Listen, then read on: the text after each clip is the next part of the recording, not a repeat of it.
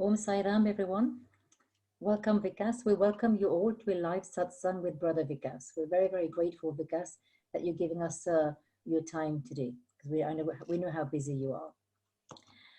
Most of us know Vikas very well, and hence I don't think he needs any introduction today. However, before we welcome Vikas to share and help us go to the heart space, which is the supreme intelligence, God, of who we are. The topic today, I am God. I'd like to start by please allowing me to introduce our brother Alok too, who is mentioned in the invite for today. So in brief, over the last 10 years, a group of us in the south of the UK have been holding satsangs with brother Alok, who lives in a care home following a serious car crash. It is at that care home with Alok that we had our first satsang with brother Vikas on Satchit Anand. However, since the lockdown, Alok has not received any visitors like many others, but with the new technology and God's grace, he is now able to join us in today's session. So today's session, ironically, was supposed to be a very small satsang with Brother Vikas and Alok. However, this today has grown with participants from across the globe unexpectedly. I just wanted to share that background with you because some of you will see that the invite talks about Alok and our second satsang. So it was supposed to be an intimate, small gathering, which now has grown today. Before we go on to Brother Vikas and do a start, I'd like to ask Alok to say a few words before we hand over to the topic of I am God. So can somebody unmute Alok so he can say a few words, please? Ravi, you there? Ravi. Alok is unmuted. Okay. Alok, can you hear us? Brother Alok? Brother Alok?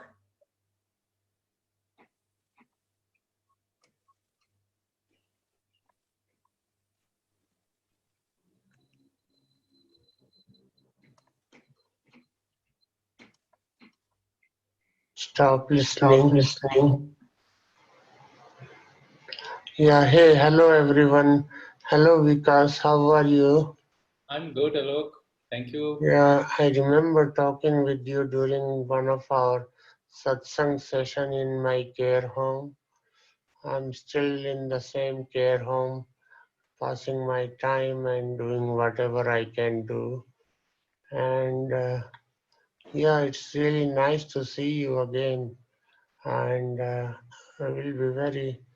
I'm hoping it will be a very knowledgeable session for all of us, and I'm really looking forward to it.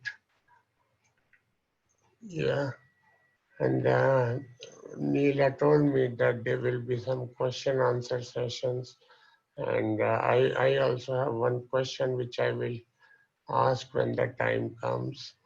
And Alok, you can go ahead and ask now, but then we can start with your question.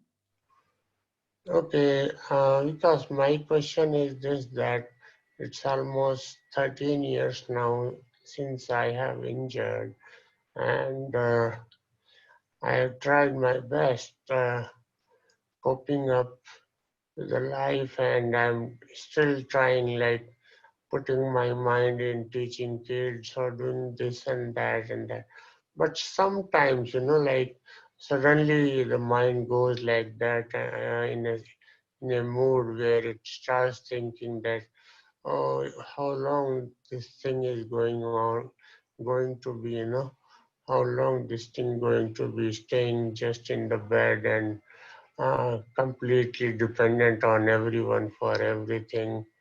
And Like when people do my bowel care and all, I feel like how someone can do, how I will be able to repay them, the way the caring which they are giving to me, how I am going to repay to them because they are so nice to me, and so many things comes to my mind, and like right now I don't know, something has happened that I'm not liking the food, food in the sense like just whatever food they are trying their best. So whatever food comes, I eat a little bit, and then from inside I feel like no, I can't eat more, and start feeling full about it.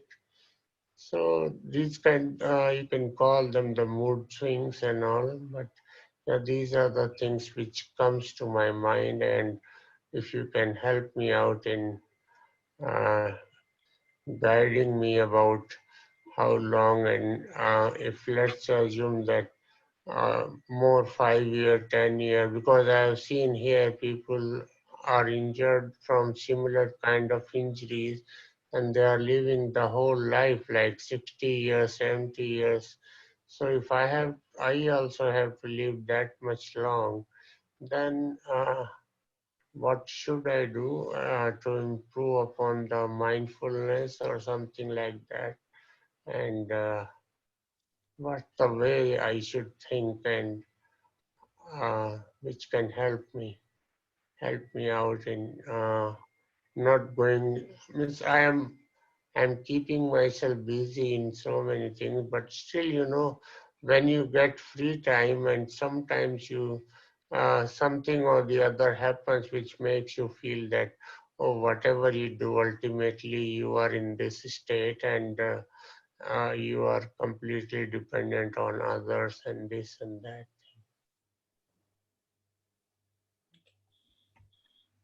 Thank you, Brother Alok, for sharing your experience with us. Mhm. Um, I know it's a very painful time you're going through at the moment. So thank you for sharing. We'd like to hand over to Brother Vikas to try and enlighten us, and hopefully, with his words, it might help your situation too. I hand over now to Brother Vikas. Uh, so I, want to thank Alok for actually being the instrument, as we say, for this satsang. And I think it's happened almost after a period of a year, year and a half. And you see, you've touched the most important question, and actually, it's so close to the topic that we have chosen today to talk about. Uh, you know, we have this notion, a notion which is comes out of ignorance, or comes out of, let me say, the understanding that the world has given us that we are the body. And ever since we take birth, this understanding that I am a physical body, and I am also the attached mind. So the body mind intellect combination is what we continuously experience as what I am. And and that is what is reinforced right from the beginning, uh, by our parents, by the educational system, by the whole tradition of the elders in our family and in our country, in our society. And their understanding gets transcended to our understanding. Or we can say their ignorance becomes our ignorance.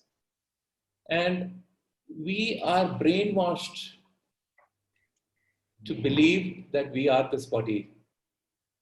And therefore, when the body goes through its changes, or it goes through experiences which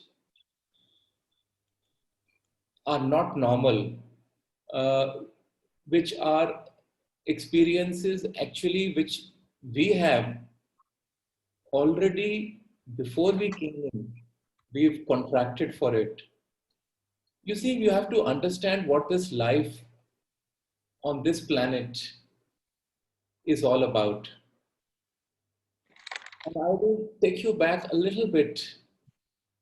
And all through my talk, you'll keep getting the answers of where you are and what you need to do. So I am building your question as the mother question through which this whole today evening's discussion will take place. So in December last year, I had a very interesting conversation which I'm sharing with all of you. And this conversation was Satya Sai Baba in his subtle form. And I had a long heart-to-heart chat with him. And he asked me this question. He said, do you know, Vikas, what is the meaning of your name? So I told him it meant progress or development. Then he asked, progress of what? So I said, progress of human to divine. He said, absolutely.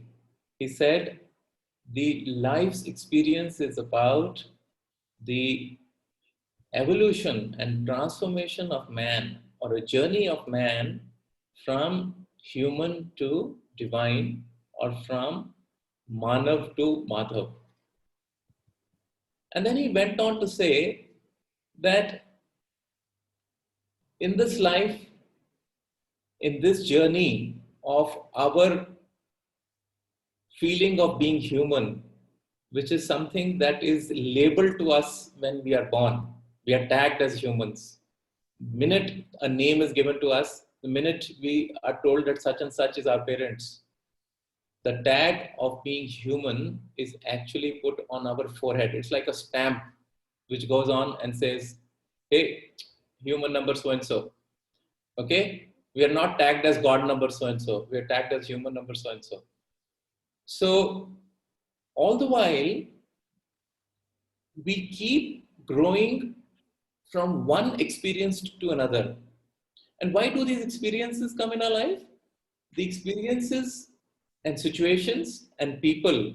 And when people come in our life, we make relationships. The relationships of, you're born with the relationships of mother and father, sister and brother. Okay. And then we move on, we make friends. So we have a lot of friends, and all through our life, we keep making new and new friends. Some friends continue with us, and then we find a mate. So we form new relationships of husband and wife. Then we become parents ourselves. Then we become father and mother, and so on. In this life, we keep making relationships. But he said, do you know what is the idea of all these relationships? Each relationship in our life brings us a learning, brings us a teaching.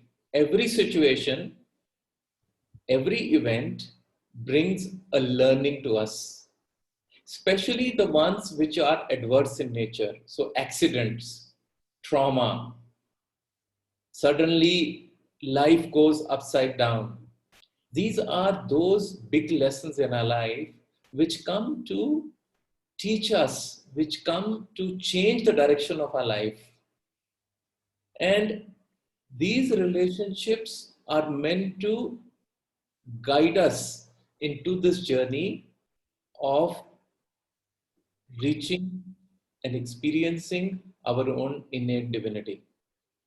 And he said that any relationship that comes in the way of your experiencing your divinity,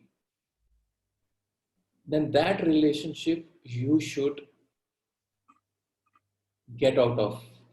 You should willingly, voluntarily, you should move out of that relationship. And you should use those relationships which help you in your journey towards Godhood. Those you should keep on keep on this relationship for as long as it helps you to get to that destination. And he said, be mindful that in the end, even that relationship you will have to let go of. And because you have to reach your destination by yourself, it is your destination. And even a guru or a teacher who comes in our life and helps us in this journey, even in the end, we have to let go of the guru as well, because that also is a relationship. And as you travel, you start experiencing all these relationships inside of you. The outer guru gives place to an inner guru. The outer relationships and the outer world manifest into an inner world. All the relationships are a manifestation of the karmic contracts that we have actually entered into before we took birth. We agreed on certain situations. We agreed on certain traumas. We agreed on certain kind of children. We agreed on certain kind of lessons that we need in our life to be able to transcend the limitation and the understanding that I am a body, that I am a limited frame of a certain set of features identified by language, identified by all the attributes which the external world considers ourselves to be. However, what happens is that when we get into a trauma or a physical situation, uh, we get overwrought by the physicality. Instead of trying to focus on what is this learning, why is my world, my field of reference, my way of looking things, my so-called normal life, why has that changed? That takes us into a loop of pain and feeling that we are, the universe or the consciousness is being unfair on us. If we get into that kind of a mindset, then that mindset starts to regress us back. However, if you look at what is this new set of circumstances teaching me, this new set of circumstances can also look at, one can, because of the pain and because of this helplessness and because of all the gratitude of all the people helping us in living a life that where we can participate in what's happening around the world, can actually tell us a lot of things. Can, the goodness is what God is. And when we see the goodness of others coming out, it makes us introspect. It makes us introspect that, am I at the core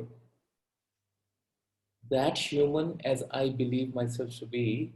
Or is there something else which is beyond this physicality, which is beyond this helplessness, which is beyond this limited belief that I am stuck in a place and I am only at the mercy of others, and this life is only full of pain and sorrow. This life itself allows you, you're cut off from the rest of the world. As now all of us are getting used to this kind of a norm for the last almost 2 months in India, and I don't know in your country for how long we've been in isolation. When we fully know that we are all, we can run around, we can play around, we can work, we can go and do many things, but yet what is this time telling us? This time has forced us to pause. All our lives, from a play mode, we've gone into a pause mode. And we are being asked to reflect and contemplate that is this who we are? Is this our destiny? Is this that we will be selfish all our lives and we will keep taking from each other and from nature and from animals and from environment and still think that we will get to our goal of being divine? If we continue to harm others in our thoughts, in our words, and in our actions, whoever that might be, whatever may be the justification, whatever may be the provocation, if we believe that having these kind of harmful thoughts will not create a future which is going to be detrimental and harmful to us, then we are living in a fool's paradise. And this false notion, this false understanding of our own selves is the reason why the world finds itself into this situation. And this is a time to contemplate and reflect upon this truth, which is a time, some of us have been given a time now, somebody is being given a much longer time to reflect upon these, higher understandings, because we've been too strongly conditioned that I am a human being. I am an ordinary man. But look at God. Look at our notion of God. Let's look at in the Indian tradition, we have some popular gods that we pray to. We've got Rama, we've got Krishna. Then we have Jesus Christ. But all of them came on this planet and took a human body. And they came with a set of limited frame of reference as far as the body is concerned. However, they came with a consciousness which was completely liberated. And they had this understanding that they were God. But that same body, as it also aged like our body ages, it also faced diseases, problems, suffering, and death, because that is the nature of this body. So if we will identify ourselves to that which is perishable, to that which is going to always undergo change, then we will never be able to experience the truth of our own being. And that is the reason our Sanatana Dharma or our Vedic wisdom has always said that whatever is temporary, whatever it is impermanent, is not the truth. Because what is the definition of truth? Truth is something that does not change. No matter what the circumstances are, no matter whether it was in the past or in the current or in the future, truth remains. Truth is changeless. Yeah. So, and anything that changes and is temporary and is perishable, it is subject to disease, death, and decay, then that means that this is not the truth. So that, therefore, by virtue of the definition of truth, the body cannot be the truth, because body is perishable. When we were born, it was small, it grew in size, it grew in features, it changed, and slowly it starts to take on old age, and slowly it starts to, attract all sorts of problems in the body, and slowly, like everybody else in before us, and like everybody after us, this body will go away. There is something which is permanent and which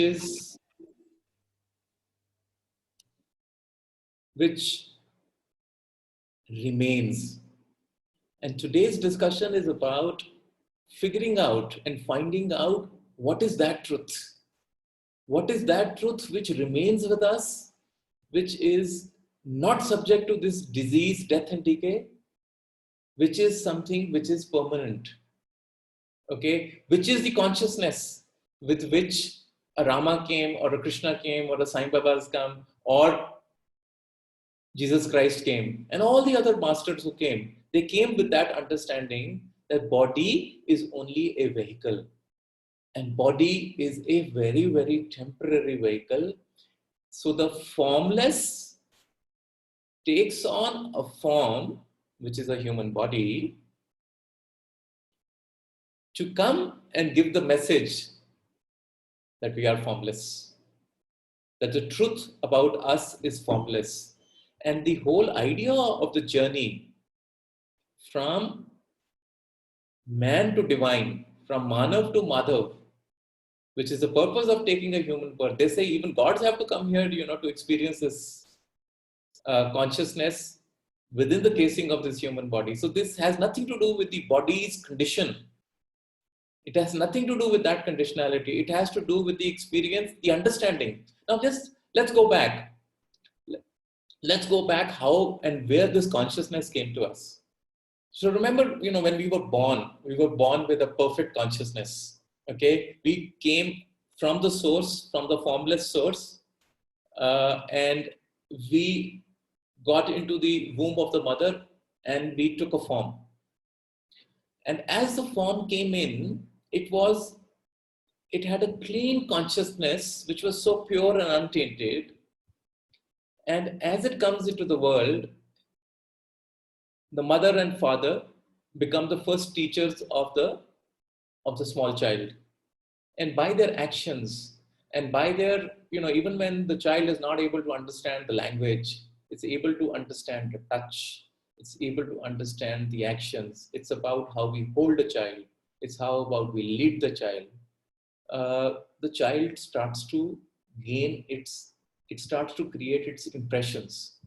And these impressions slowly start to, get formed in the mind, in the subconscious and the conscious mind. And then as the language also comes in, the child is brainwashed into this limited understanding. And a new set of understanding starts to reveal when the child goes through a structured educational program, whether through school or the undergraduate and the graduate programs. So let's say we study some of the sciences. So in the sciences, what do? We attend a lecture in the class. The teacher comes and tells us about a particular topic. Then the teacher then asks us to remember those laws, like, we learned about the laws of gravity, of, what Newton said about the law of gravity. We learned about the Archimedes principle. So we start learning some of these laws, which we are told are truths. And then to explain those truths to us, we go and attend what we call as laboratories. Yeah. So laboratories are those places where we experiment with those laws. And through those experiments, we realize that they are the truth, isn't it? So, and then when the exam comes in, how do we bring this into our memory? We remember and learn again those laws that we were told. We remember those experiments, and slowly that becomes part of our knowledge.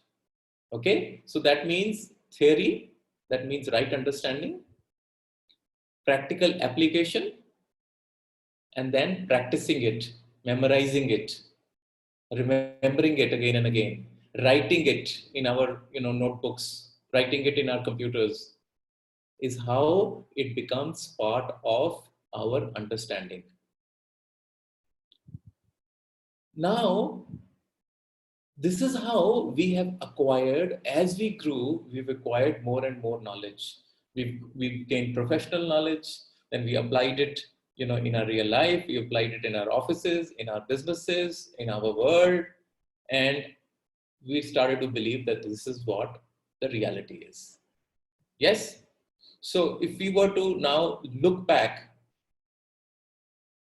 we've been hearing about this for a long period of time from a lot of people, from a lot of sources. Those who've been born in the Indian tradition have been, they grew up practically on this, that, there is God in all of us. There is God in everything.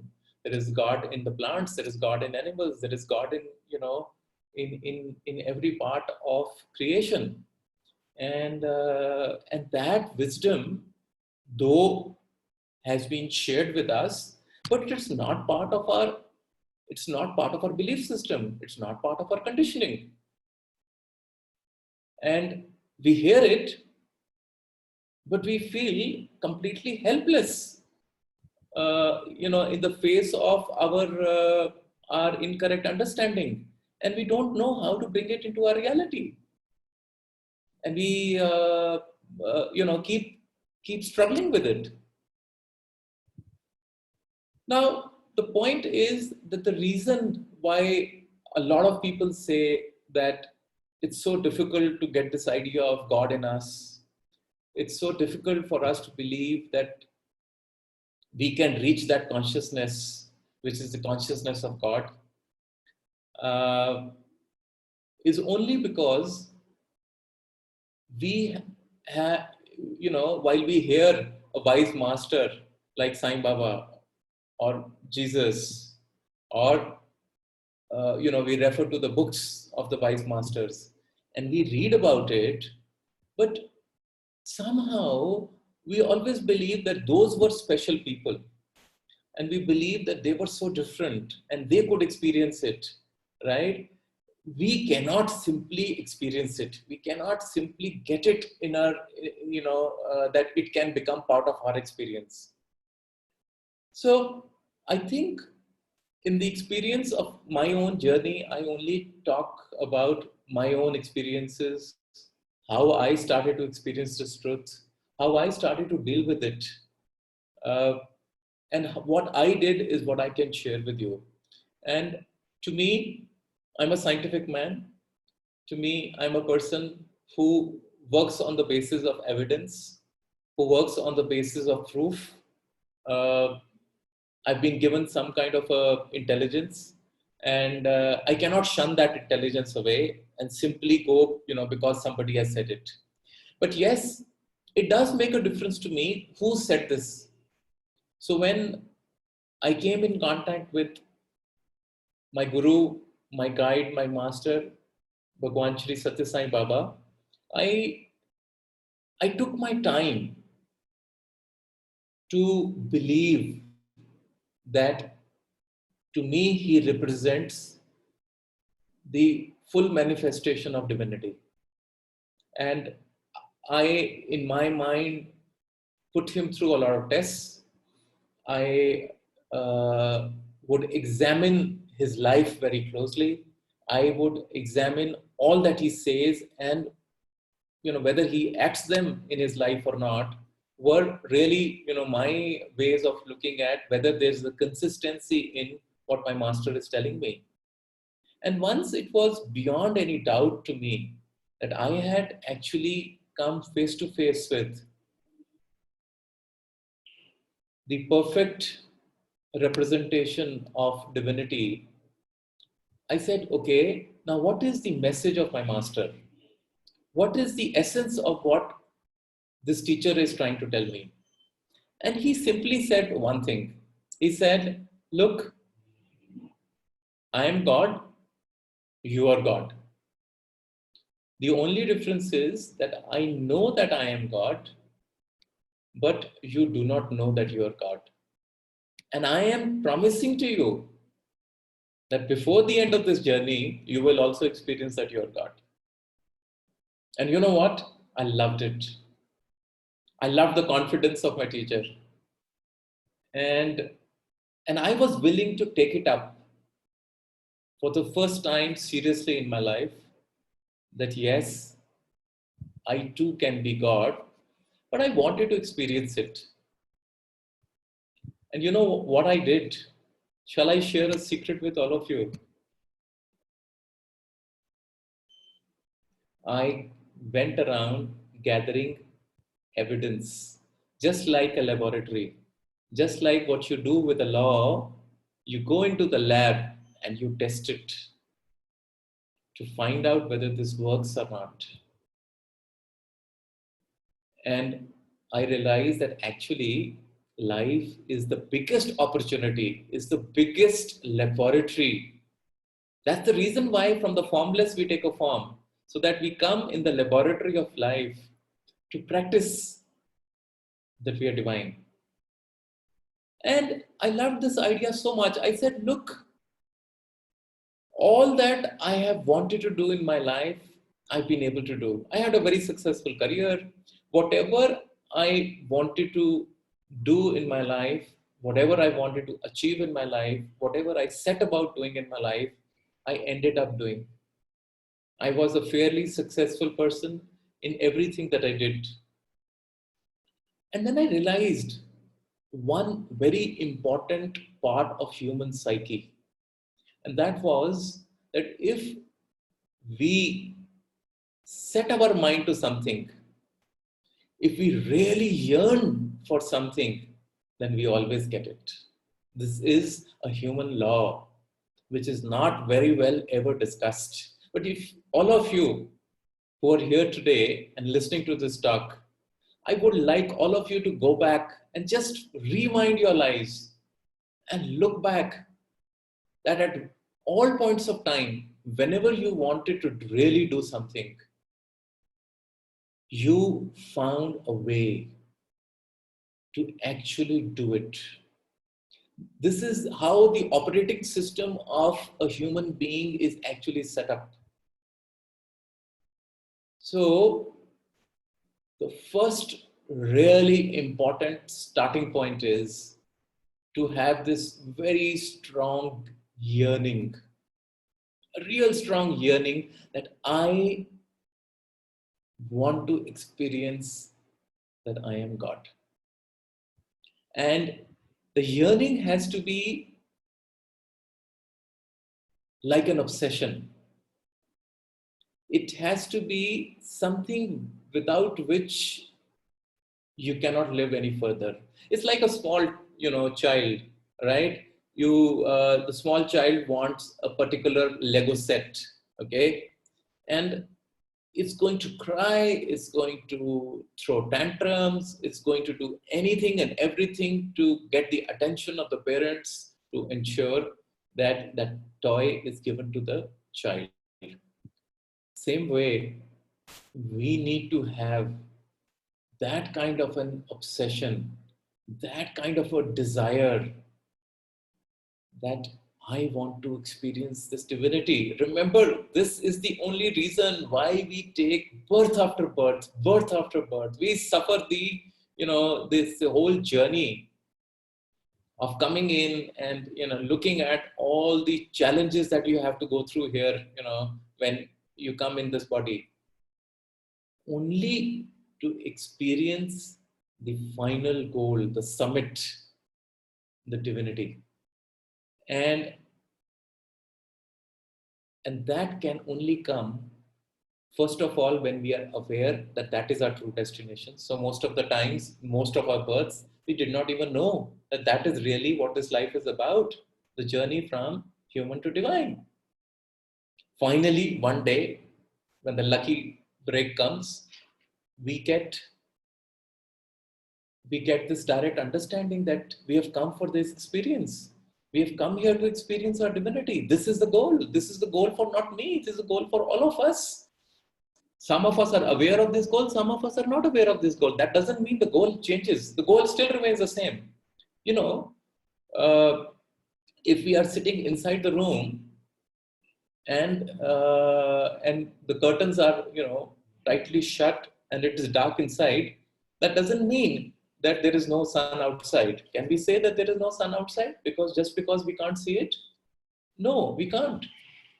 Similarly, the goal of human birth, whether we know it or we don't know it, whether we are aware of it or we are not aware of it, the goal still remains the same, and that the goal is that we are divine beings. We have come here to experience our divinity. All situations, circumstances, events, and people and relationships, they come in our life only and only to give us the experiences which take us closer to our destination.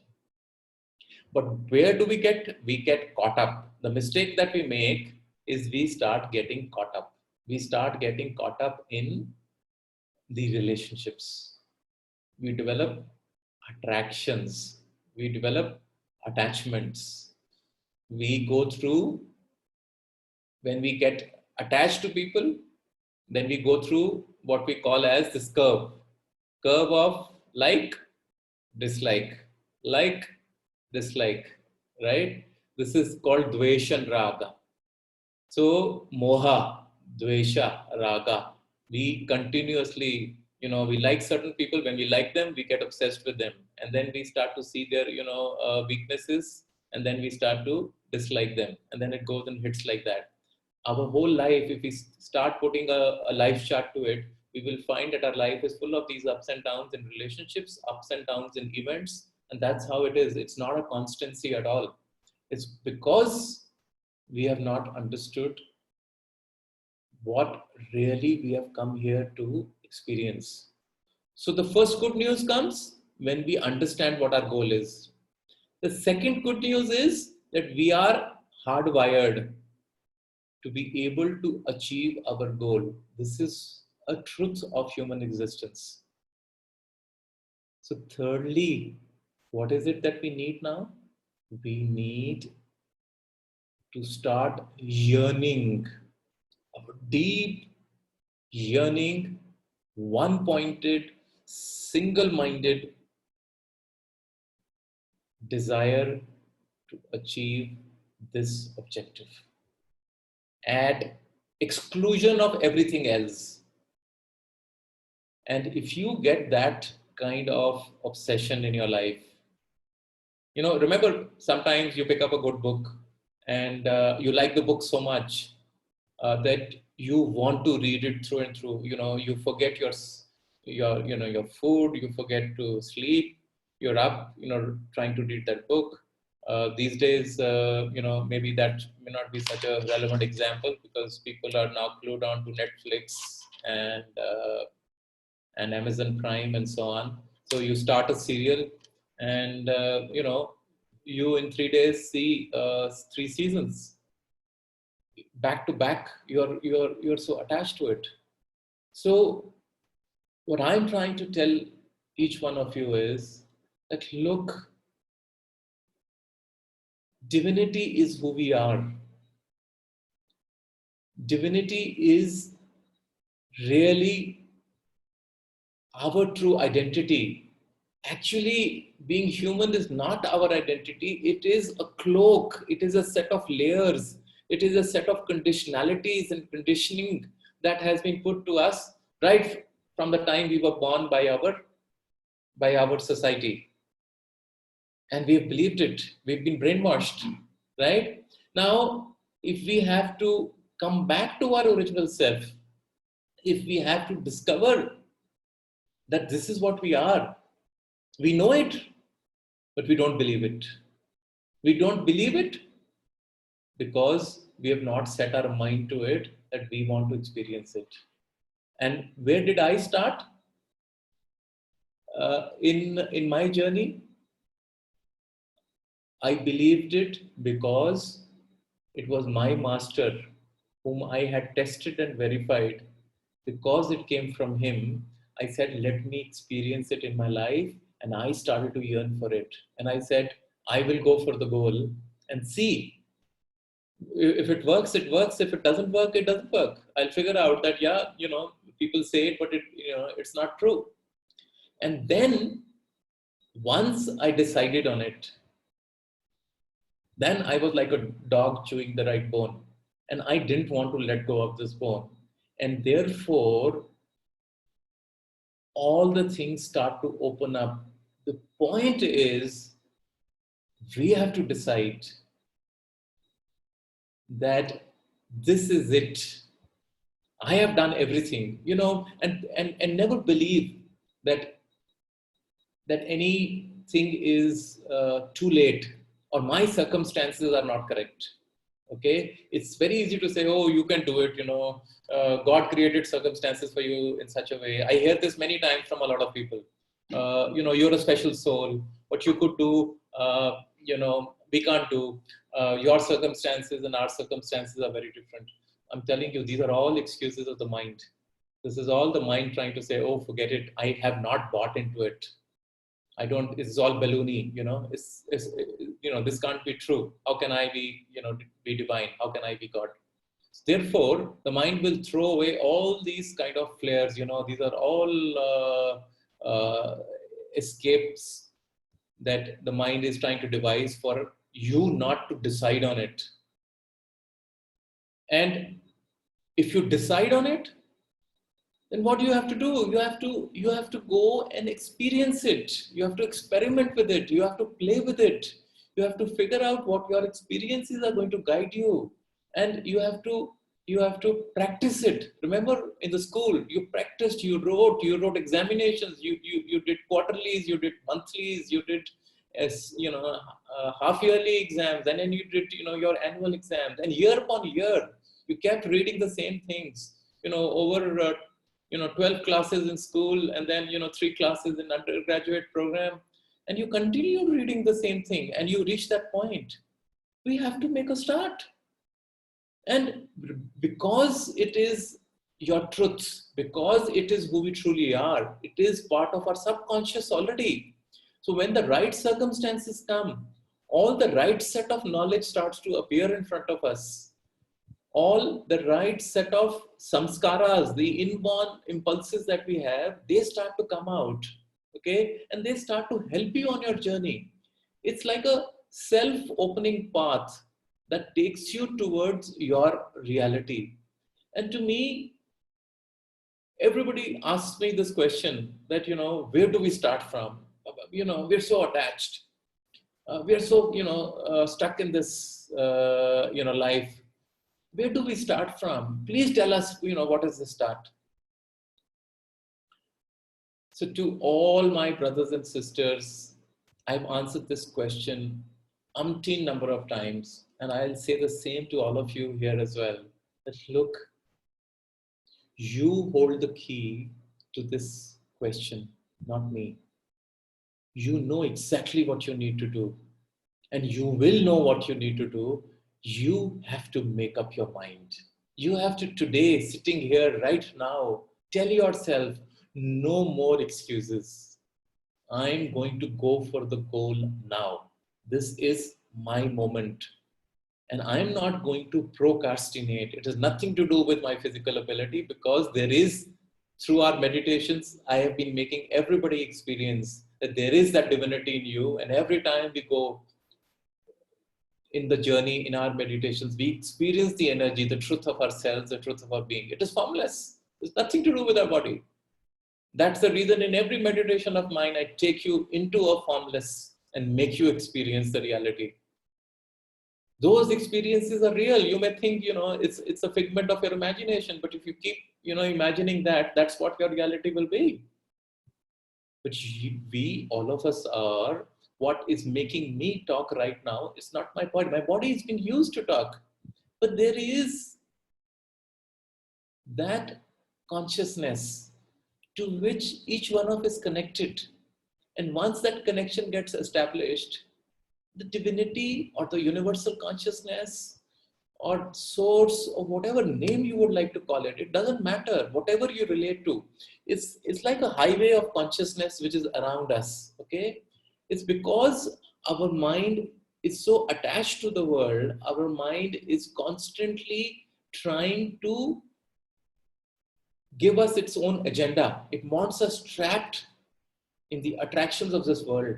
It wants us to be attached to relationships and people. It wants us completely to be interested in, that myth which from childhood we imagined to be true. The minute that takes a backseat, we suddenly realize that there is only that universal consciousness around. And your connection, it's like, we have an inbuilt GPS, which is ready to connect to it. The only thing which is interfering in this connection is the mind. And as soon as the mind gets detached, and the mind, by virtue of the experiences, remember in the laboratory of life, when you play with situations and you learn from that, the experiences teach you, you develop what is called as viveka or discrimination. So detachment from the world, the objects and attractions and people, that detachment requires practicing. So you keep practicing on your detachment, and then you practice your understanding in real life. That real life gives you, it's a play of cause and effect. So every action has a reaction. The reactions will come back to you, and you will slowly start to develop discrimination. And that discrimination, while being fed from the universal consciousness, creates what is called as an intuitive ability. And that intuitive ability starts to rise up. It starts to become more and more active. It's already there. It just comes to us in flashes, right? It's dormant right now. But what happens is that there is something in us that awakens, and something in us which we call as an inner guru or the inner connect. It's like, when you put your mobile phone for charging, what do? You take the mobile phone, you put the lead onto it, and then you put it onto the power socket, right? And then there is a current that is coming into your mobile phone or your laptop, and it's constantly getting charged. Same is with us as well. We have an inner, in this body, there is an energy, a resident consciousness. That consciousness is the truth of who we are, which is oblivious, which can actually observe even when we are awake, which is right now when I'm talking, it's observing me, talking. I'm fully aware of what I'm doing, and that awareness is there. It's also aware when I am asleep, when I'm dreaming. The only time that I am not aware of its awareness is when I am in deep sleep. That is when that connection with it loosens. Otherwise, it is always there. It is also aware in deep sleep, but my awareness is not there. So that consciousness, once it gets connected, then it gets connected to what I call as the superhighway or the highway of consciousness. And then you see, when you are driving your car in the streets of London, it's very difficult. There's so much of traffic. You're hardly moving. But as soon as you get onto a freeway, and you're cruising.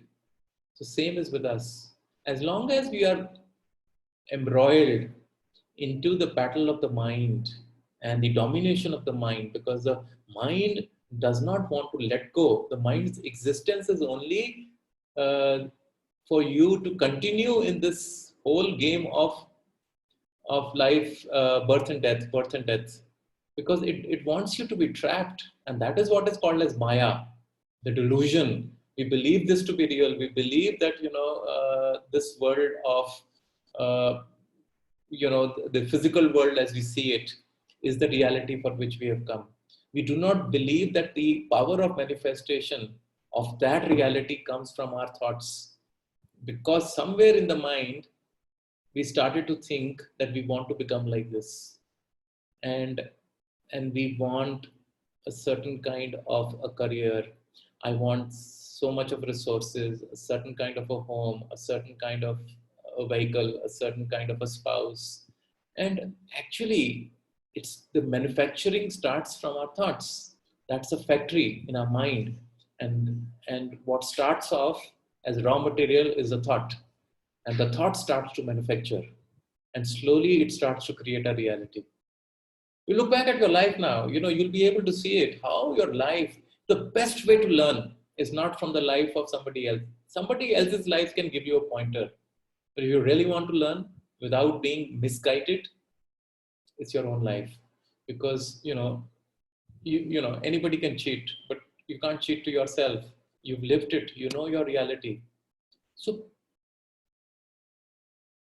but how do we come to these kind of understandings? Is when we pause. This is what this coronavirus has done for everybody in this world. No, not a single person has been excluded from this pause. We've been told to stop doing what we are doing. We've been told to let go of the life that we were leading for some period of time and to evaluate, reflect where we are going, where are we headed, what this life has given us, and if we continue like this, what is in store for us. It's given us a time to reflect upon the deeper truths for which we didn't have time because we were always busy. We've always had goals. We always had an office. We always have a meeting. We always have somewhere to go. We always have, people have innovated now also and they've brought work at home. To me, that is the biggest tragedy because we've lost this once in a lifetime, I would say many, many lifetimes opportunity to actually put everything else aside and take out time for ourselves to do this serious thinking. See, because I will be willing to do something only when I'm convinced about it. As I said, if I'm not convinced that that is my goal, if I'm not convinced about that that is what I want to do, then I can, you can attend hundreds of satsangs, you can attend millions of meditations. I'm telling you, nothing is going to happen. Nothing is going to ever change for us. The only way we can become divine, actually we are divine. The only way we can, just transform from, the human to the divine aspect is only when we change. When we change our thoughts, because remember, thoughts is the starting point. You change your thoughts and your reality will change. You change, your thoughts will change your feelings. And your feelings and your emotions is what manifests your reality. Yad bhavam tad bhavati. This is how, very simply, without complicating it through mantras and shlokas, I'm trying to put it to you how the mechanics of life works. And you can start to change it and shift it. And the only way to change in this world is by changing. If I keep doing what I have done so far, if I continue to think the way I have been thinking so far, I will remain where I am and I will continue in that direction. If I have to, if I have to become God, then my thoughts have to change. I have to change myself. So to me, this is clearly a choice that we have been given. And right now, we've been given a chance. The choice whether we will utilize this opportunity, which we see as an adversity. A lot of people are feeling scared about the current situation and current times. And we want to bring into our subconscious fear, because fear comes from two things. One is uh, a lack of understanding of our own selves. When we believe ourselves to be this body, and we want to, when the self survival instinct takes over, then we start to become fearful. And the spiritual way of looking at it is that when there is no faith in our lives, that is when also fear crops up. So the chance has been given by this blessed coronavirus because, and I really pay a lot of gratitude to this virus that it is giving us this last opportunity. Believe me, you know, the kind of future that holds us for us and the kind of events that are going to start unfolding in the coming times is going to be beyond description. And we are being given that, it's like the last pit stop to refuel and to refuel with the divine feelings and divine understanding. And to me, this is a time when we sit in our silence, when we sit with our own selves, we would know that this is the moment. And this is a moment for each one of us to grab and go for our goal and go for this understanding that I am God. And this is what is the experience for which all the rishis in the Indian culture passed this understanding of Aham Brahmasmi to the successive generations.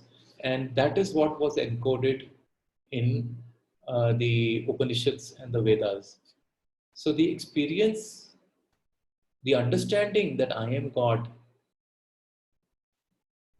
and the experience, it's not knowledge, it's not information, it's the experience. And as I said, how does the experience come? Experience comes when you start putting into practice what you have understood, right? It is like that laboratory where you conduct the tests. And when you put it into practice, any knowledge, when you put it to practice, what does it become? It becomes wisdom. Wisdom and knowledge, the only difference is that knowledge transforms into wisdom on the touchstone of experience. So I'd really encourage all of you to actually make up your mind and let all the things that are hijacking your attention, all the attractions, attachments that are holding you with a vice-like grip, you have to, with right understanding, with viveka, with discrimination, you have to decide to let go. Right? For example, let's say you get a test and you get to know that you've got diabetes, okay? That you're asked to let go of sugar. You know you have diabetes. You stop taking sugar, isn't it? Same way, when you know these attractions and attachments are coming in the way of that experience, which is your birthright, which is why you've come, which is what you should not be letting go of at any moment, with that right understanding. Because so far we were ignorant. We did not know, that was our goal. We did not know that this was coming in the way. And third, we know it takes practice. Anything requires practice. Writing requires practice. Speaking requires practice. Listening requires practice. But once we get that, then it becomes automatic. Remember, in childhood, we learned how to, ride a bicycle. But even now, after 50 years also, if we ride it, we are able to ride it because it's inborn. We know how to ride a bicycle. So we already know it's inborn inside of us that we are divine. It's just that we have not practiced it enough. If the last 20 years we've been conditioning ourselves to be man, let's start conditioning ourselves that I am God, God, God. Why can't I chant every morning, every afternoon, every evening, a simple mantra? I am God, Aham Brahmasmi. I am divine, I am God, I am God. Let that be the only mantra. If Rama's name has so much of power, Krishna's name, Jesus' name, these are names. Who gave it power? The name gave it a power. We believe they have the power. Believe that I am God has power. I am that. It is all manifestation of what we believe in. You believe that I am God, then I am God. What? There is nothing that can stop you from becoming God. Because you are that. It's just that you've forgotten. It's just like, you went into a big fair or a crowded market, and there were two twins. One was God and one was man. And they were, walking hand in hand. Half of it was man and half of it was God. And somewhere in the crowd, the God part got lost, and only man came home alone. It's time to just go and get connected with the God self again, and come back and claim that yes, we are one. So, I hope today's session's been useful for you to at least make up your mind and uh, try and get away from the clutches of the excuses of the mind. And believe me, don't let anyone ever convince you that you cannot do it, because you are that. It's just that you have not decided firmly enough. You've really not got into that obsession. You've not looking at it like Arjuna saw the eye of the fish when it wanted to shoot it. So you've got to be that focused and dedicated. And you start that, everything else, all the doors, all the steps, everything will start happening. And we can have enough conversations whenever you want on the finer aspects of it. But I wanted to remind you today of your truth, of who you truly are. I wanted to inspire you, to make you believe in your goal and your reality. And I'd encourage you that right now is the perfect moment for you to go for it. Don't let this opportunity slip by. This is it. Thank you so much. Neela, are there any questions?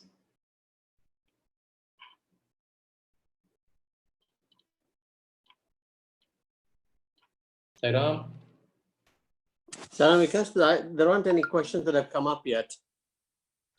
I guess they may have some. Ask Neela or Taya, they may have some questions. Yes, one of the questions you already have answered. So there is another one, and it goes like, sometimes there are false signs like colors or appearances that lead us to think that we are meditating or that we have reached a certain point in our sadhana. How do we know if an experience is real or not? See, a lot of times, as these signs that you talked about are nothing but imaginations of our mind. Because you see, we think that getting self-realization or getting connected to our God self is like an audio-visual program, that some lights and some fascinating rainbows or beautiful things will happen inside. Actually, nothing like that happens. These are all temporary. These are, it's like when you go through a journey, and you get into the train goes into a tunnel, and there's a lot of darkness, and in the darkness, in the tunnel, there are those some lights on the sides of the tunnel, and we think that, oh my God, we've seen something really beautiful. So this happens in the initial period when we start to get distracted by this. This is again the mind superimposing and trying to hijack the whole process, saying that we've reached and we should stop our sadhana, our practice. So the sure sign to find is that anything which is permanent, which lasts, which stays with you for a long period of time, is going to be an indication that you have reached your goal. And the sign for this is that you experience an ocean of peace and a stillness in your soul, and a silence that even though you are, in a crowd and you are in the midst of a lot of noise, you feel completely silent, you feel completely withdrawn. These are the feelings. There is nothing, there are no lights that you see. There is nothing, that appears in front of you. There are no angels and no horses and nothing comes. This is all the tricks of the mind. But the indications for you to know is that when you experience uninterrupted, not temporary, we may experience after a good meditation a temporary peace. But what we are talking of is a peace which remains with us, which gives us this feeling of silence and stillness, as I spoke about. And that is what the scriptures talk about, the state of bliss or ananda. There is one more question. What does it mean to just be? So that is the state, Taya, that I just explained about. To be means you are in a state of effortlessness. See, as long as the mind is working, we are making an effort. We are making even an effort to think. We are making an effort to use the right words. We are, making an effort to answer a question, for example. To just be is in that state of calmness, which is natural, which is spontaneous, and which is effortless, which is happening. You just be. That's why we are called human beings. Beings, right? To be in the state of being is where we need all of us to be, because that is how we are classified. So when the mind gets silenced completely, when the mind is not either obstructing nor it is willing, because a lot of times our mind wills something to happen. It wants something to happen, right? So either it's trying to create something all the time, or it is trying to obstruct something at the, at most of the times. So when the mind takes a back seat and realizes that I am not the driver, the driving seat is not with me, it's with the soul, it is with the inner consciousness. And that inner consciousness is really smart. And with the experience, that practice I'm telling you, the experiments that I was talking about, once those experiments start to happen, the mind also is won over. You see, you cannot control the mind, but you can win the mind over. And once the mind realizes the beauty and the intelligence of discrimination, which is coming from within the inner consciousness, the mind says we are in safe hands and I will be brought into use only when I have to think of how to do a particular task. That is when that silence descends. That is when you come in the state of being, and you are always in that choiceless awareness, and things start to appear. You stop reacting, you start responding. Life becomes a situation of choiceless awareness. You have no choices, because choices of the mind is wanting to do something.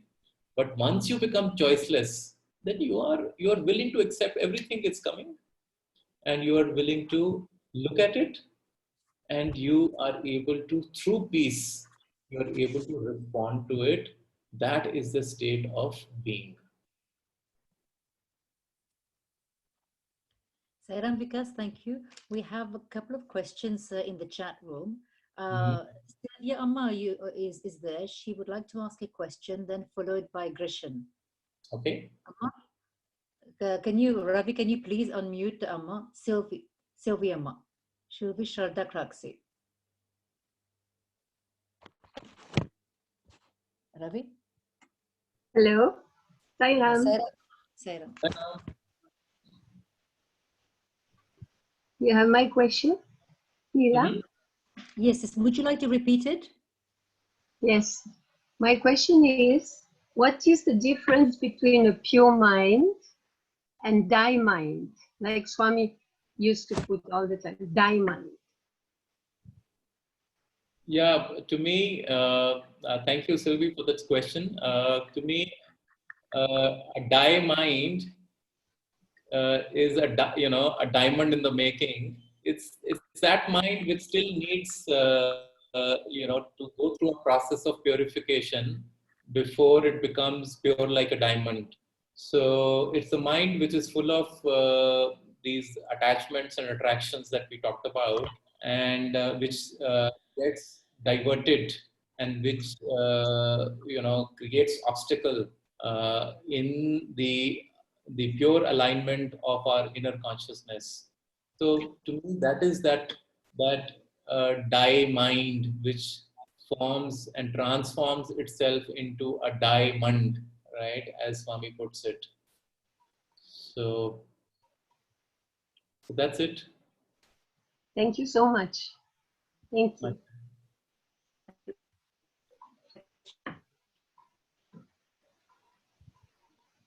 Sairam, Brother Krishna. Yeah. Hi, Vikas. So thank you for your time.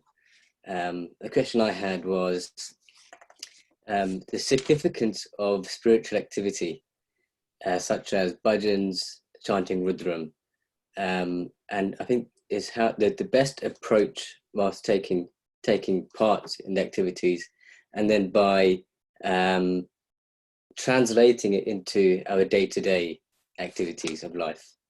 If you can explain. Yeah. Thanks for the question.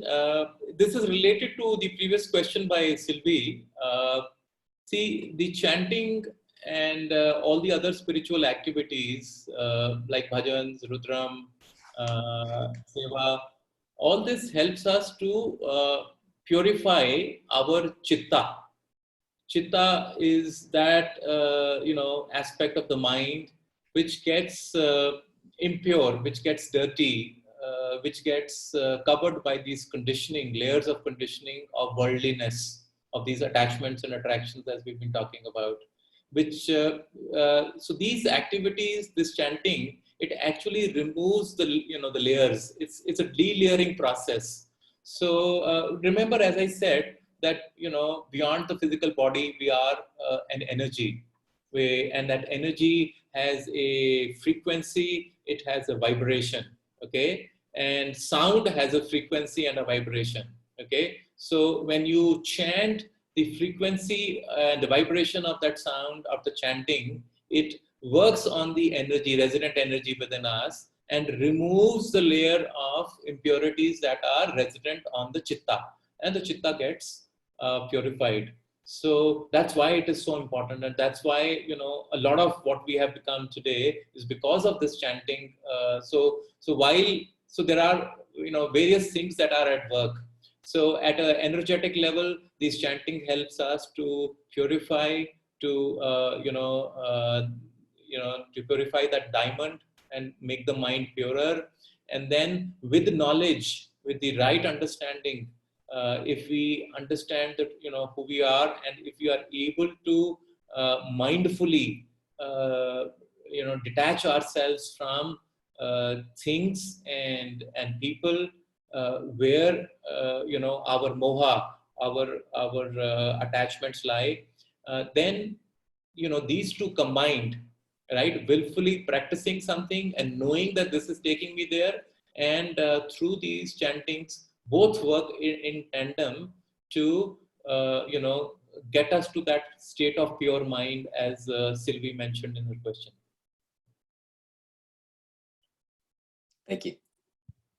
Welcome.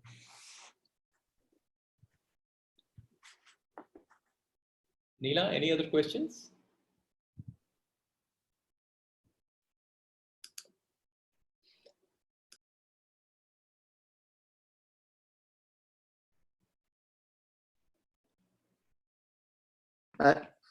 Brother Vikas, Saima has a question. I'll unmute her mic.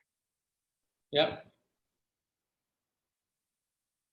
Sairam, I have a quick question. So sometimes we feel quite disconnected to the self, and say if we are outside and busy, how do we connect ourselves? So if we're unable to just sit down and meditate, is there like another way of reconnecting to the self? So aligning, basically. See, anyway, when we talk about, for example, meditation, we talk about, as beginners, we say, try and use a regular time and a regular place, because, the place and time, it makes it familiar for you, that this is the time, and, naturally your mind goes towards meditation. So anything that, helps you to connect,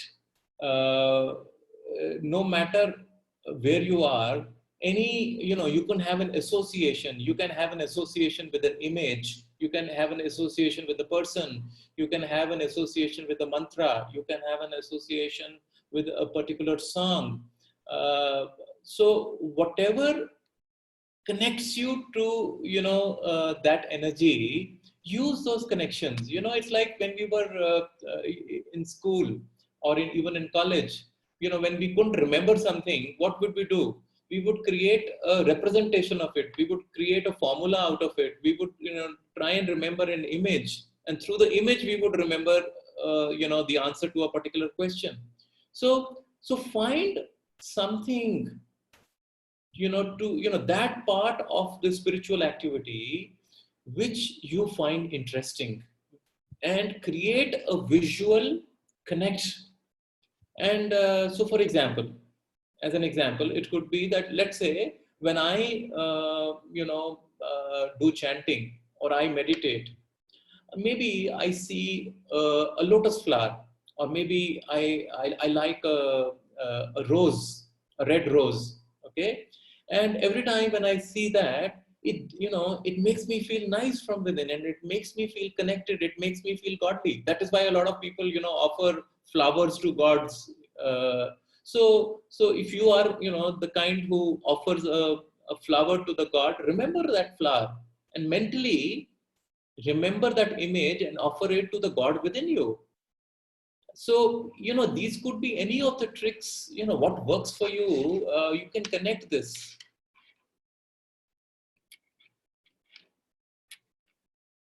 Does that help you? Yes, thank you so much. Thank you, Simon.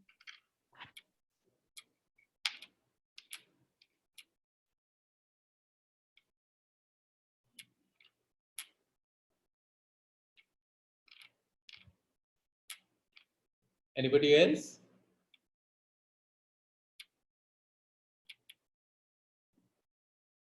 Vikas, can you hear me? Yeah, I can. Yeah, Neela? I was just saying that it doesn't seem to be any more, there doesn't seem to be any more question at the moment. I was just wondering if we could go back to Alok to ask him whether he felt that his question has been answered from the beginning. Mm-hmm. Sure.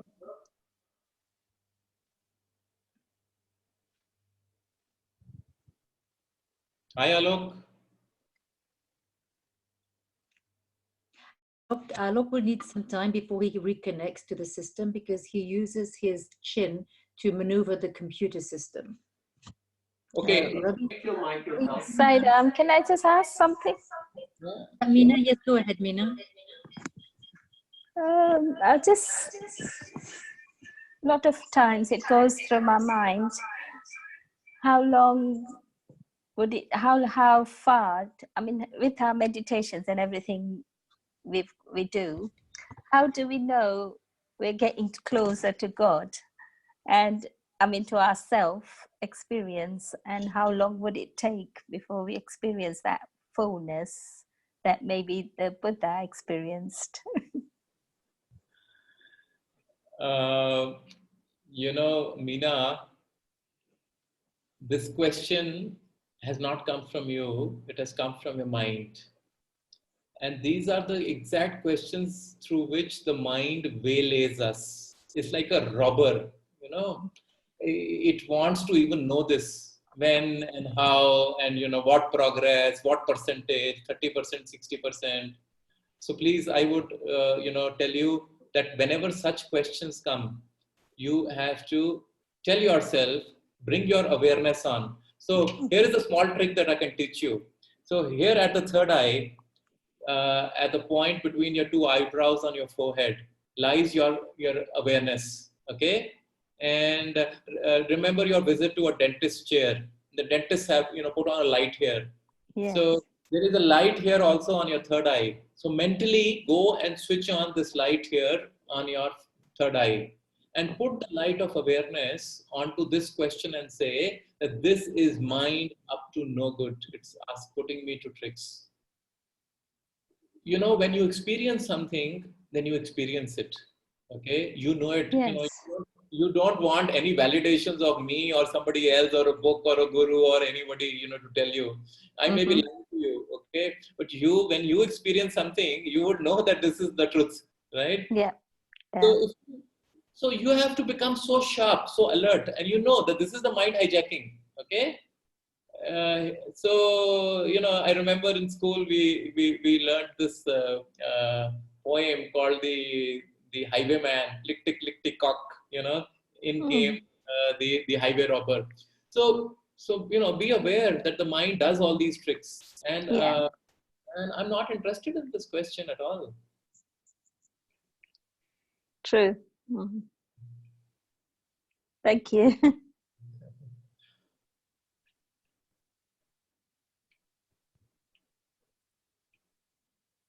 So, while we wait for Alok to come in, I wanted to show you guys something that happened last night. Can you see this? Yeah. Huh? Can you see this candle? Yes. Yes. Yeah. So, last night we were having this meditation on gratitude. And, so I don't know if some of you participate in my meditations. So we always create a bridge to the other world. Okay. And this was on. And as later on, as we finished the meditation, for the first time, every time I light the candle, but nothing happens. But last night, as I finished, I saw that actually, how it had melted, and actually it had created a bridge, a very beautiful bridge, a bridge to the other world. So, these are the clues that the consciousness leads to us, when we are connected with it. And I saw this as a very beautiful, we were doing it somewhere in that discussion, and then I saw this manifesting, and it's one of those small little signs for the consciousness to leave for you to say that yes, the time is there, and through the work that all of us are doing together, the bridge to the golden age is being set up for all of us to cross over. Thank you so much. Thank you. Thank you very much. Sylvie speaking. Yesterday during the meditation, when you started describing the bridge, no? This bridge, not for the first time, though. Yeah. And all of a sudden, went back to Dry Brindavan, where Swami had his new house, which is not new any longer, but those days we used to say the new house. And we were living in Brindavan. And that bridge for me is that one, because very often Swami would call people to cross that bridge with him and bring them in the house for interview or for something they had to hear from him. So this bridge is the concretization of my thought from last night. For me, it's like that, Wow. Because I just saw that bridge again, and I said, Swami, without that bridge, nobody can go trans, life. Beautiful. And then can I see it again? Yes. It's very, very pure and yeah, wonderful. When I meet you, I'm going to give this to you. I'll hold it. Wonderful. Thank you. And you see, this is the beauty. You see how the message also comes. So because so many meditations, never anything has happened like this, right? Yeah. And And instantly I looked at it and the message came, it's the bridge, okay? Mm. And I don't know why, I just felt like sharing it and I knew it was for you. So there was this bridge that it found. Lovely. Thank you so much. Pleasure. See, this is how we are all connected. You see, this is the reality. Somebody might say, what a foolish thing. Somebody is looking at a candle and somebody is looking at a wax and thinking all this. Now, Mm. this is what we believe in. Of course. This is what you manifest. Mm. But you believe, so they see the connections, and then we dismiss them as, well, no, that's not really real. Because Yeah. the regular people think that way. That's true. Sairam, because Jenny has a question. Mhm. Jenny? Jenny. Jerry, sorry, Jerry. Oh, Sairam? Sairam? Right on. Yes, I'm not sure, this is just all in my head type of question, and but given that we work at this, is this just not pure grace that we even have the ability to work at it? And that moment of when we truly experience that is that not already a sign, that moment? You see, when we look at grace, for example, okay, then we're looking at grace of whom, from where. Grace is something that is always there. Grace is who we are, because the grace is coming from us only. Because remember, we are that embodiments of that consciousness. And yes, there are these moments. You see, for example, why didn't this lockdown happen before now? Why is this time, coming where everything is paused and slowed down, just before the time of turmoil and transition before we move into the new age? To me, I have experienced this and I've written about this. I write regularly that, nature and this universe is all about timing. There is a perfect timing to everything. So yes, there is a perfect timing also for, our awakening. But for that time, the situation has to be first laid in advance. We have to be turned inwards. The surrounding circumstances and events have to be put into place, which will work as catalyst for that perfection to occur at that perfect time. So, okay, you answered the question. It was coming from the place of not a blade of grass bends in the wind without the will of God. And is there really anything, if Jerry is working towards this moment and striving and desiring this moment, is this not all just a written play? I mean, what does Jerry have to do with any of this awakening on his own? Yeah, Jerry has everything to do with it, because, it depends upon how Jerry sees himself. If Jerry sees himself as God, then he's the creator and he's the one who's doing everything. But if Jerry sees himself as a limited consciousness and a limited body, then, Jerry, may keep believing that he has nothing to do with it and, it's all a play of destiny. I think that's where Jerry has to reach, where this question will be answered by Jerry himself. Because Jerry is the grace, Jerry is the destination, and Jerry is the journey. Jerry, if Jerry is to see himself as God, that's such a large responsibility. That's the mind. That's the mind talking. It's a mind without the experience. When the experience comes, all these questions are answered. I'm saying all these questions are hypothetical and theoretical questions. Yes. So if you go for the experience, if you go for and say, okay, I want to go there, And as I said, I can be a damn liar, man. You don't have to believe me. I only say, come, welcome. I can take you to the ground where you have to experience it yourself. And when you experience the truth, there cannot be any doubts.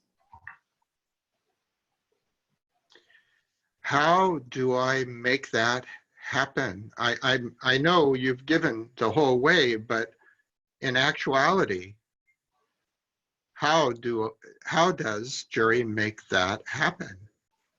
Is that, I mean, you do everything right to the point and then wait? Is that how that works? Yeah, again, that's the mind. Jerry, just make up your mind. Jerry, Okay.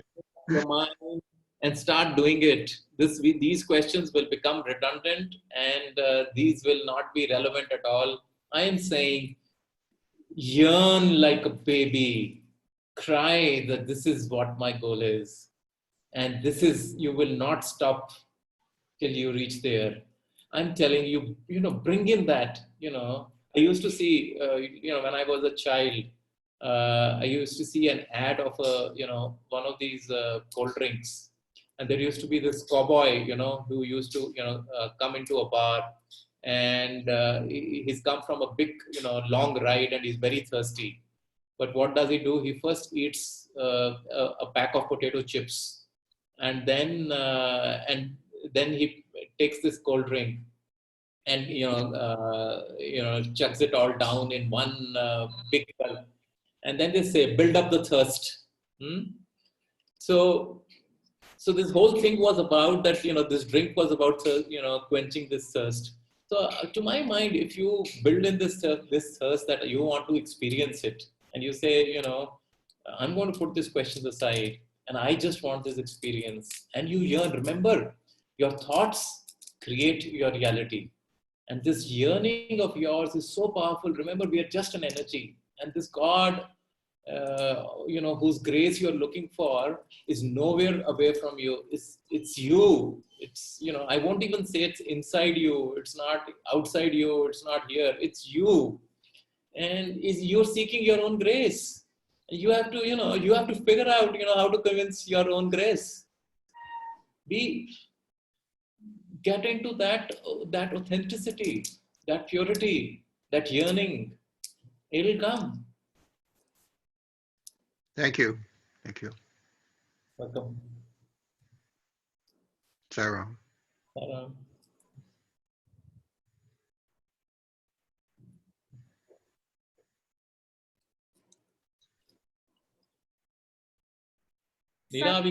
Alok? I have a question. Yeah. Can guided meditation lead to deeper silent meditation? Sorry, can you introduce yourself, please? My name is Morella. I'm from the Bristol Psi group. Mm-hmm. Can you repeat your question, please? Yeah. Can guided meditation lead to deeper silent meditation? Yes and no, both. It depends upon the individual. For example, I conduct guided meditations, but I'm actually a bigger fan for silent meditations. So when I have people with me in a group sitting with me, then I actually take them through a silent meditation. But the guided meditations are good for beginners. They help people to experience their own their own energies. They start getting comfortable with the resident energy that is within, and also the source energies that come and play with us. So I think in the beginning, the the guided meditations are useful, but however, there can be no there can be no substitution for the silent meditations, which connects you to yourself. Is it useful to do silent meditation listening to music then? Whichever way. Better complete silence. Yeah, that's okay. See, anything you see, it's like it's like a child. When a child, learns to walk, it first holds the sides. It's not very sure. Okay. So it feels comfortable to just stand, and it holds the side of a table or the side of the wall. And then, it kind of starts to take one or two steps, falls down, then looks for the hand of the mother, crawls, right?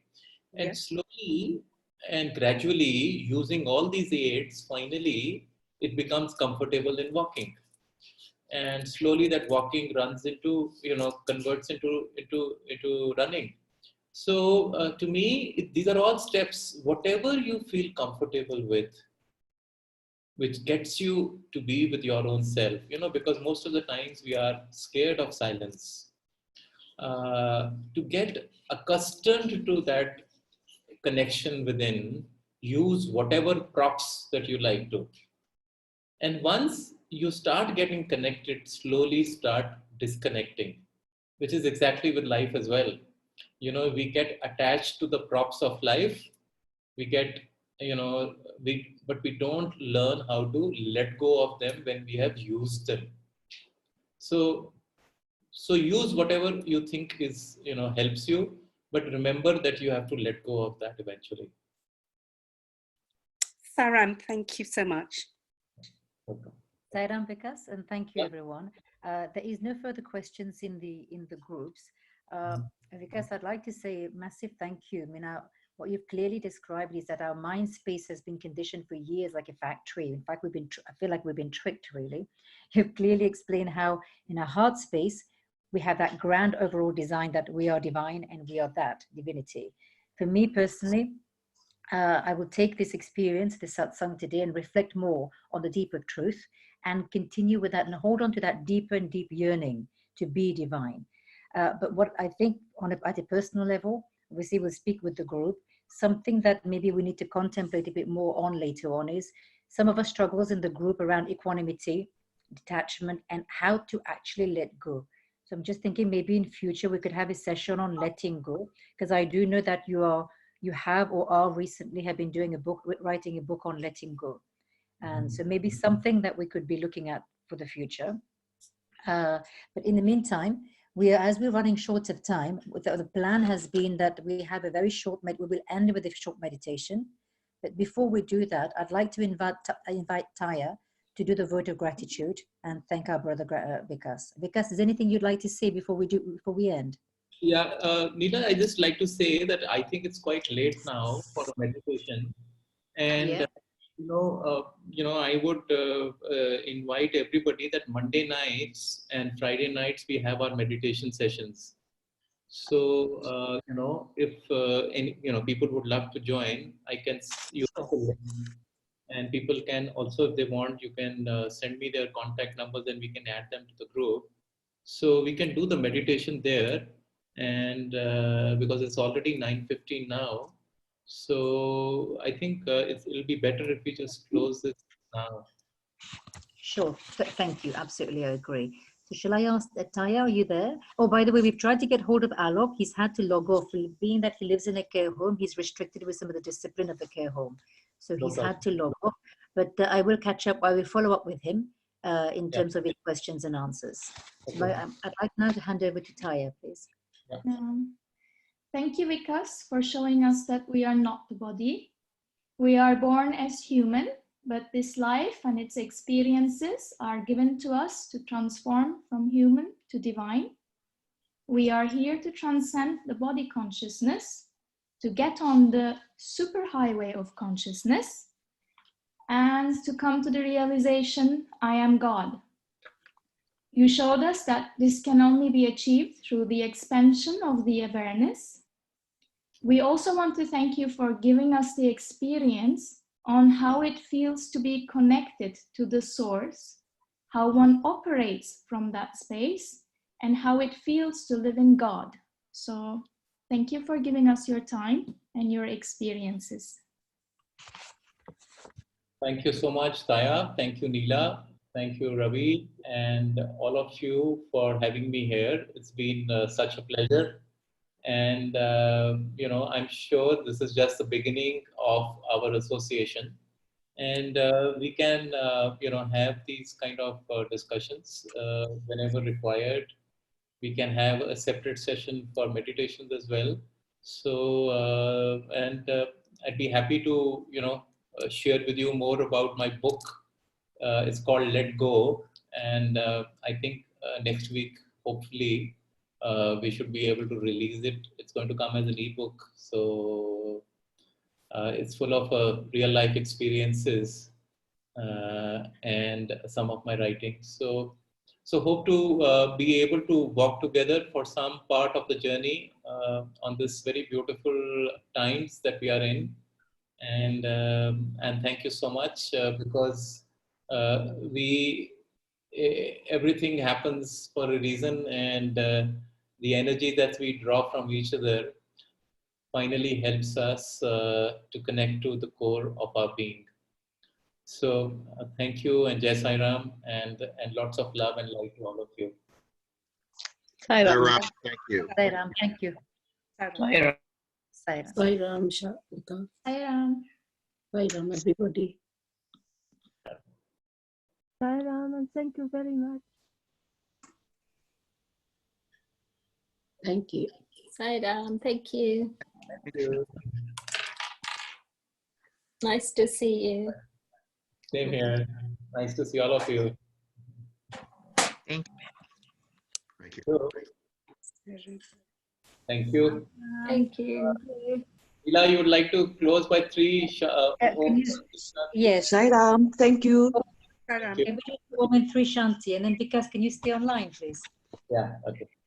Thank you. Oh.